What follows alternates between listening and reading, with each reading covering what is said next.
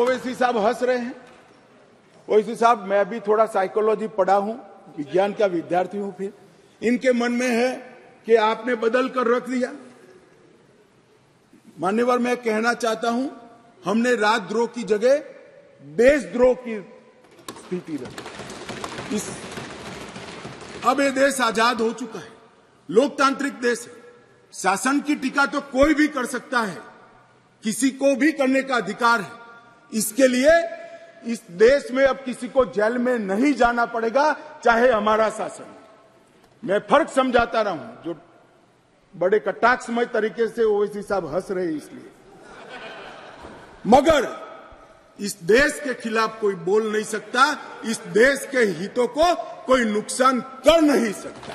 इस देश के झंडे, इस देश की सीमाएं, इस देश के संसाधनों के साथ अगर कोई खिलवाड़ करेगा तो निश्चित रूप से उसको जेल में जाना, और जेल में जाना चाहिए। मानिए, ये हमारी सरकार का ट्रस्ट है।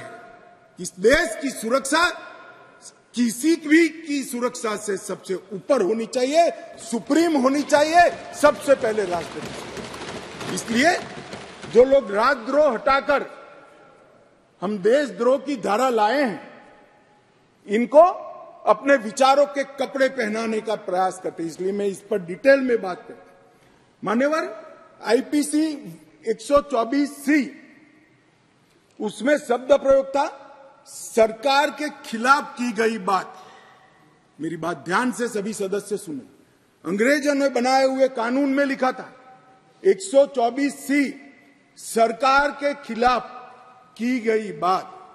बीएनएस धारा 152 जो इसकी जगह आई है, भारत की संप्रभुता, एकता और अखंडता को तोड़ने वालों पर इस धारा का उपयोग है।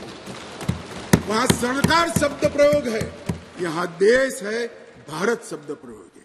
आईपीसी में आसन या प्रयोजन की बात नहीं की थी।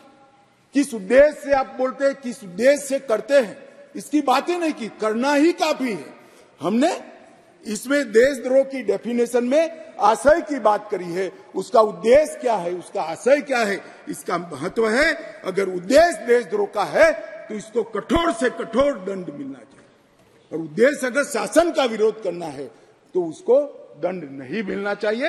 उसको वाणी स्वतंत्रता का अधिकार है। अब घृणा और अवमानना, शासन की अवमानना, शासन की घृणा करना, तिरस्कार करना, इसको हटाकर हमने शब्द प्रयोग क्या किया है, सशस्त्र विद्रोह, विध्वंसक गतिविधियां और अलगाववादी गतिविधियां शब्द प्रयोग।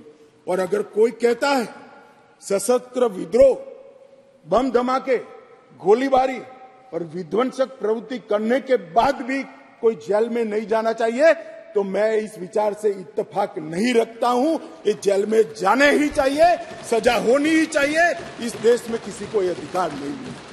मान्यवर, मैं इसलिए कहता हूं कि कुछ लोग ये नए इनिशिएटिव को अपना कलर देने का प्रयास कर रहे हैं, मगर आपका कलर, आपकी सोच, आपके विचार, आपकी नजर आपको मुबारक हो।